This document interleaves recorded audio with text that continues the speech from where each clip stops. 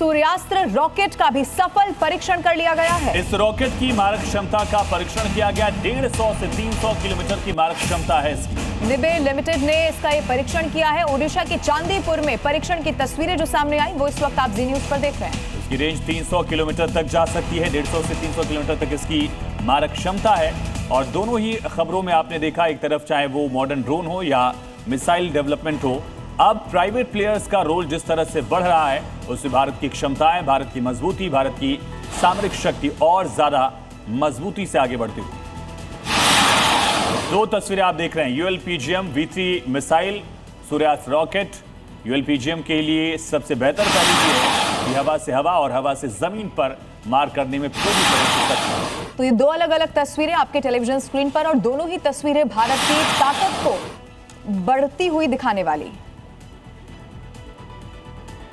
और अब केंटकी विमान हादसे का एक नया वीडियो सामने आया है, वो आपको दिखाएंगे, जहां टेक ऑफ होते ही विमान में आग लग गई थी।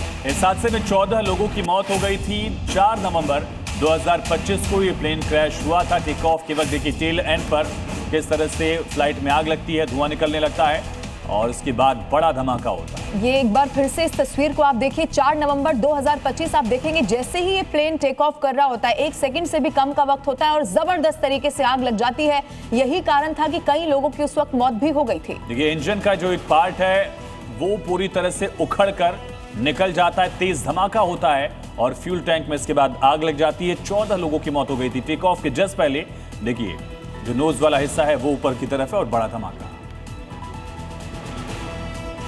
और एक बड़ी खबर है, भारत ने स्वदेशी मिसाइल ULPGM V3 का आंध्र प्रदेश के कुर्नूल में सफल परीक्षण किया। ड्रोन से लॉन्च होने वाले स्वदेशी precision guided missile ULPGM V3 का परीक्षण कर लिया गया है। मिसाइल जिसने हवा से जमीन, हवा से हवा दोनों मोड में अचूक निशाना साधा है। और ये जो तकनीक है वो दुश्मन के टैंकों, बख्तरबंद गाड़ियों, ड्रोन और हेलीकॉप्टर को नष्ट करने में पूरी तरह से सक्षम है। तो बड़ी कामयाबी के तौर पर इसे देखा जा रहा है। ड्रोन वॉरफेयर दुनिया में लगातार दिख रहा है। यूक्रेन वॉर से लेकर ईरान वॉर तक में इसका इस्तेमाल किया गया। इवन ऑपरेशन सिंदूर के दौरान भी इंडिया ने ड्रोन का इस्तेमाल किया था। ऐसे में और उन्नत किस्म के ड्रोन जो दुश्मनों के लिए कारगर साबित होंगे वो भारत डेवलप कर रहा है।